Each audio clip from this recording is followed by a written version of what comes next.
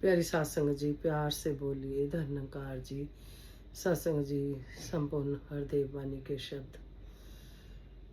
सत्संग जी, हम गुरु को तो मानते हैं, क्या गुरु की मानते हैं। कई सत्संग जी भक्तों ने प्रसाद किए, हमने भी गुरु को याद करा। फिर कहीं ना कहीं आत्म मंथन मन में आता है, क्या हम गुरु की बात को मानते हैं। का और की में फर्क, यही संपूर्ण हरदेव वाणी में समझा रहे हैं जी। परवान करना जी। एक तू ही निरंकार, गुरु पीर को मान रहे हैं सब। गुरु पीर की माने ना, को और की में जो अंतर है ये कोई भी जाने ना। उनको मानने वाले केवल गुनी उनके गाते हैं। पूजा घर में जाकर अपना माथा टेक के आते हैं। उनकी मानने वाले उनकी शिक्षा को अपनाते हैं। राह में उनकी चलकर अपना जीवन सफल बनाते हैं। उनको माना बात न मानी, कैसा ये सत्कार है। बंदगी ये कौन सी और ये कैसा प्यार है।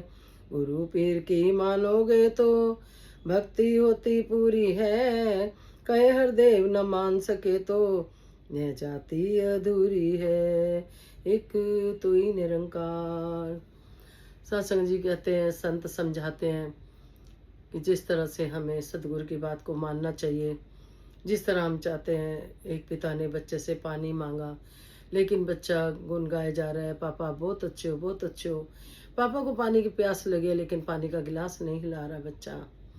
इसी तरह से कहीं दासी अपने लिए भी कहेगी, हम सतगुरु के कहीं दिन रात गुण गाते हैं, तो क्या हम गुरु की मानते भी हैं, या हम खुद को ही धोखा दे रहे हैं। तो सत्संग जी, सदगुरु दीक्षा माता जी अक्सर कहते हैं कि हमें अपना अपना आत्म मंथन करना है। तो मन में यही भाव आ रहे थे कि जिस तरह से कह रहे हैं कि आ रहे हैं कि उनको माना बात ना मानी, कैसा ये सत्कार है। सत्संग जी, सत्कार तो तभी होगा जब हम उनकी बात मानेंगे।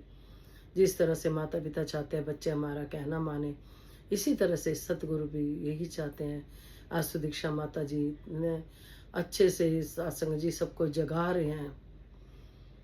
कहते हैं जो सोए हुए हैं उनको जगाना होता है, और जागे हुए भी अगर सो रहे हैं तो सत्संग जी, सतगुरु हम सब पर कृपा करे, मेहर करे कि ये जो ज्ञान की बख्शिश हम पर करे, सब पर करें।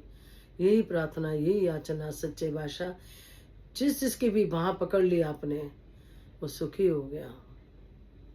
जिसने भी ज्ञान ले लिया और फिर आपके नक्शे कदम पे चला, तो सत्संग जी उसके क्या कहने हैं। फिर तो ये निरंकार प्रभु सतगुरु हमेशा उस भक्त के साथ कवच बन के रक्षा करता है।